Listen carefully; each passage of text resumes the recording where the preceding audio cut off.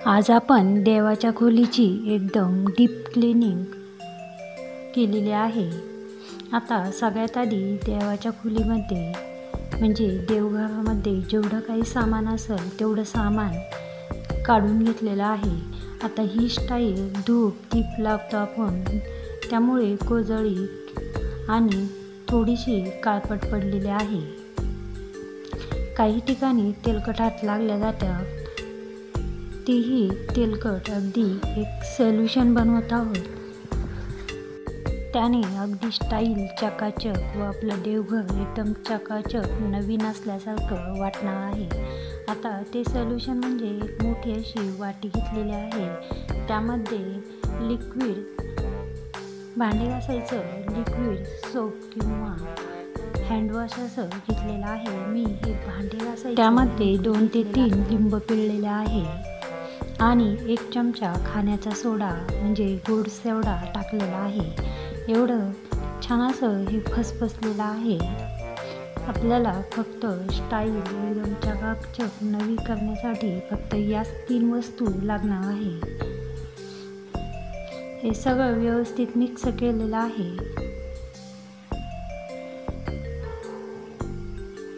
आता या ठिकाणी नवीन असा स्पंज घेतलेला आहे, तो फक्त देवाच्या खोलीत व देवाचे काही वस्तू स्वच्छ करण्यासाठीच वापरलेला आहे।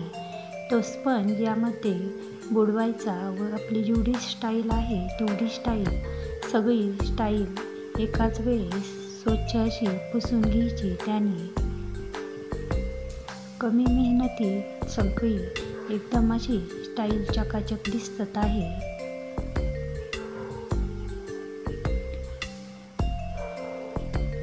जेवढं दिव्याचं किंवा तेलकट उदबत्ती किंवा धूप याचं जो काळापणा आलेला आहे तोही सगळा या लिक्विडनी सोल्युशननी निघत आहे। जास्त न घासता फक्त अलगद हाताने फक्त चोळून घेतलं। आता हे बघा किती असा काळापणा निघालेला आहे।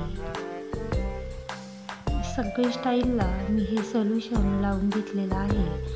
हे 5 ते 10 मिनटं असंच ठेवायचं। आता नवीन किंवा कॉटनचा असा कपडा घ्यायचा की ज्याने फक्त देवाची खोलीच आपण स्वच्छ करतो किंवा पुसतो। तो कॉटनचा कपडा मी स्वच्छ पाण्यात बुडवून पुन्हा त्या कपड्याने ही स्टाईल पुसलेली आहे। विश्वासच बसणार नाही, एकदम चकाचक अशी आपली ही सगळी स्टाईल निघालेली आहे।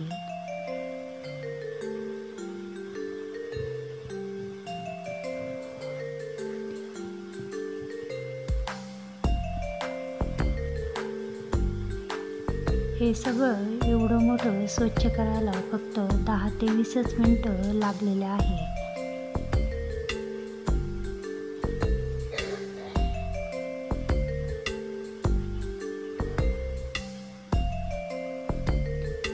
आता आपली अख्खी स्टाईल देवघराची स्वच्छ अशी पुसून झालेली आहे।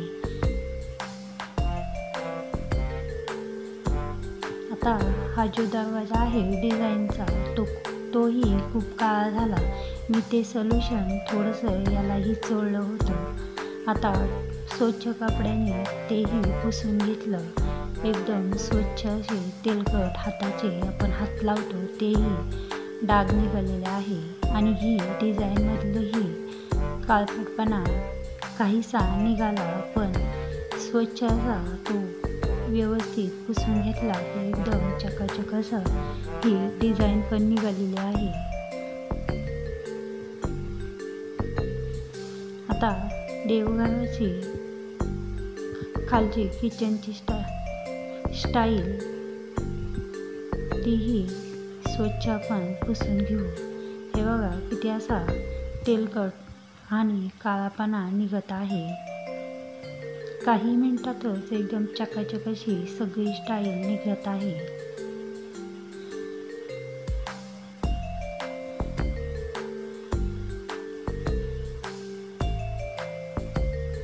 याच सोल्युशनने मी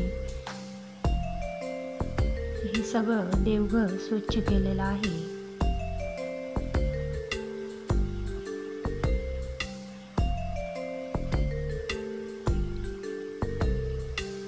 या सोल्युशनने देवालाही स्वच्छ आपल्याला एकदम चकाचक असा करता येईल.